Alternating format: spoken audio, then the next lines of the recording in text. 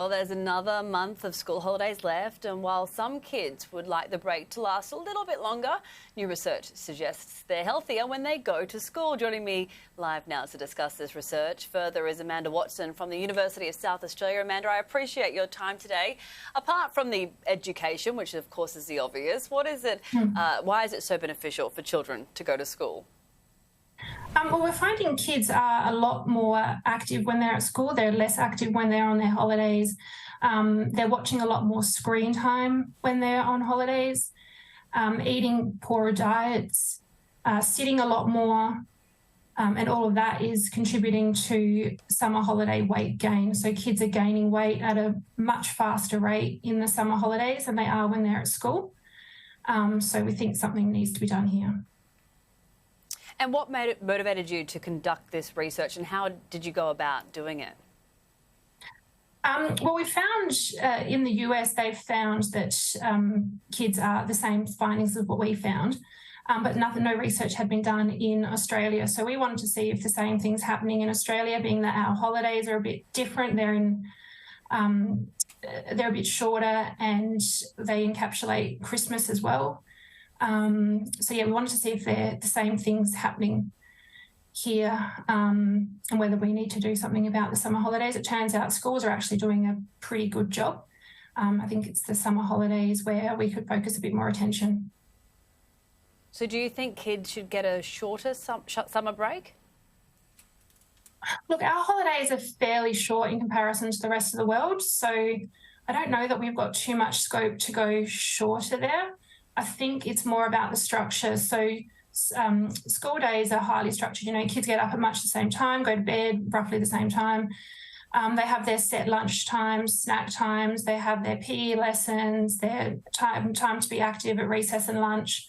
And all that sort of goes out the window when kids are on holidays. They, got a lot more opportunity for screen time. They've got access, I guess, to the fridges and the pantries.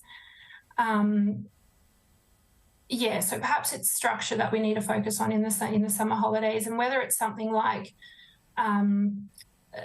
summer camps like they do in the US, and they've found that when kids are on summer camps, they're actually more active and watching less screen time, when they're on summer camps than when they're not.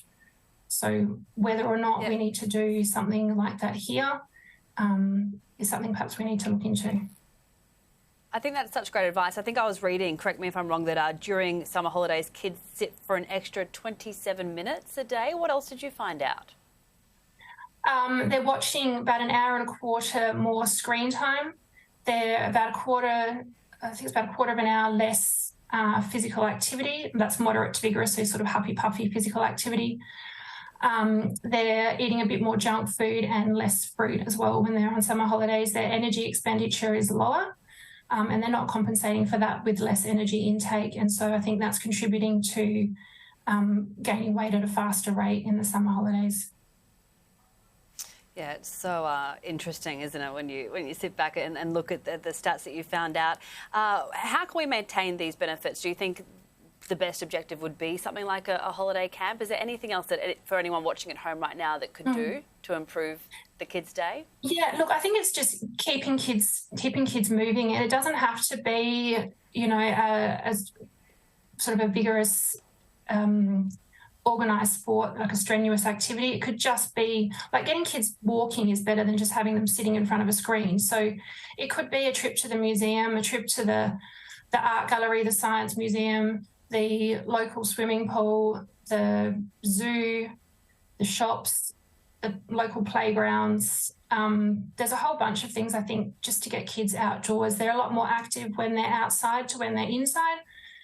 So perhaps getting them outside, doing something. We're not saying no screen time, but perhaps maybe some rules around, some limits around getting them outside first, doing something, and then having some screen time, because they do need to have a bit of a break too.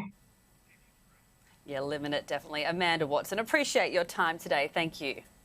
No worries. Thank you.